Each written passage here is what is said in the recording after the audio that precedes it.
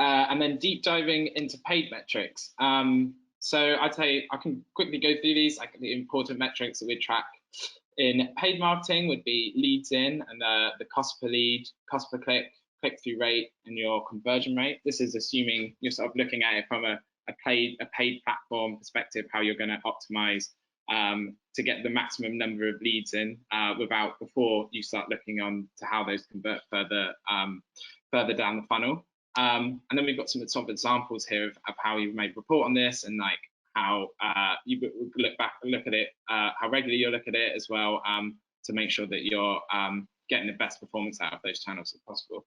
So I suppose actually what I think is really interesting here is how rather than the key metrics, which the platforms will always provide anyway, it's just how regularly should you be looking at this, and like what should you be looking at in platform to sort of get the best out of your campaigns. Yeah, I mean, I hope that the team are looking at, who are responsible for paid, are looking at this daily, morning and afternoon, and then I look at it weekly, like pretty forensically. So I get them to send me this overview report, which is per channel broken out, and then these sort of metrics tracked as well. It feeds into, like, we would have set targets not only for the month, but we do like 2 weekly sprints as well. And so I'll know that this campaign, for example, is a test campaign we're running to this audience, and we've set this criteria we want to meet, and I'll be able to say, okay, right, well, that cost per lead is like double where we said we wanted to be by now, so we need to change up the creative, or we need to think about some new messaging. But we want to be taking action really quickly, because it's money. Like, we're burning money if we're not seeing results on this stuff, and the more in the detail, more focus you can have on it, the better the end product will be further down the funnel.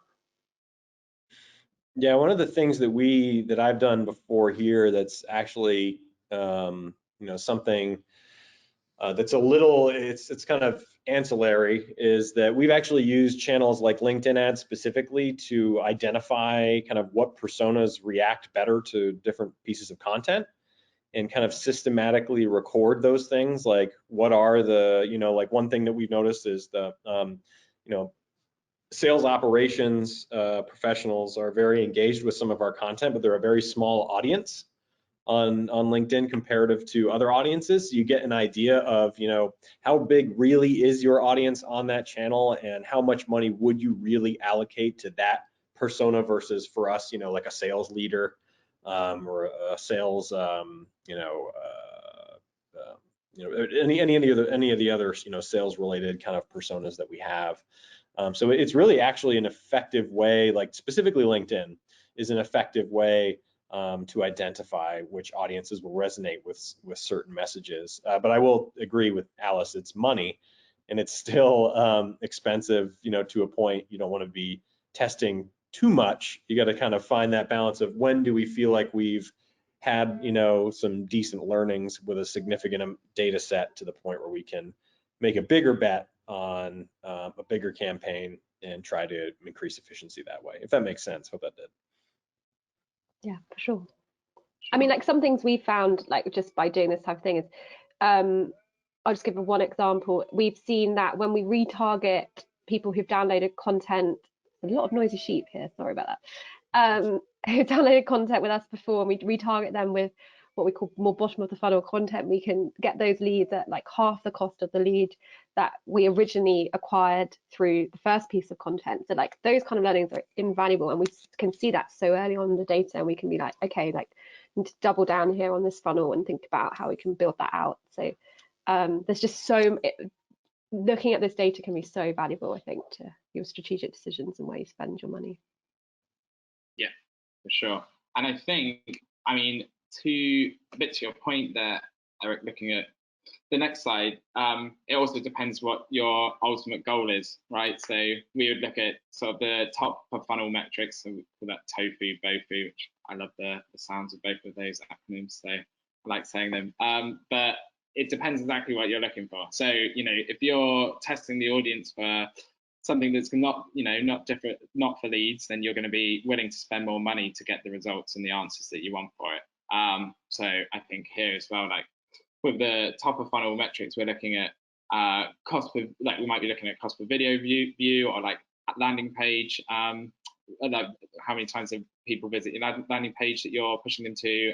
Might also be looking quite strongly at sort of ad frequencies to make sure that people are seeing the ad enough, but also we're not tipping them over the edge to the point that they don't like us. And also, like, I think something we found was quite interesting is you can even be looking at how much of the video is being consumed as well. So that like a video view might have been more expensive on LinkedIn to Facebook, but actually they were viewing the entire video on LinkedIn and only 15 seconds of it on Facebook, but it all counts as a view.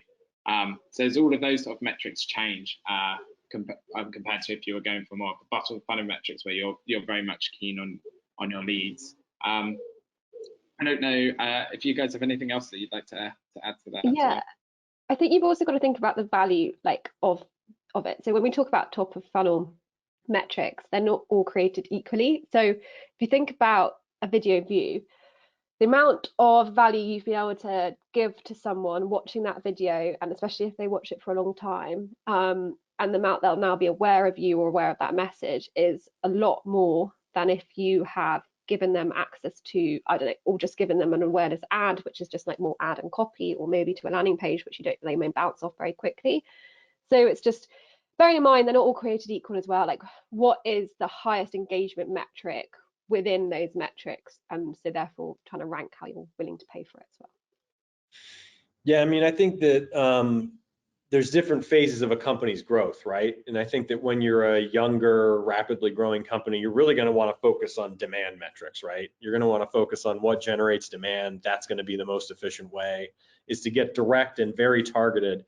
As the company gets larger and you begin to have more intense competition in your market, it becomes a competition for attention.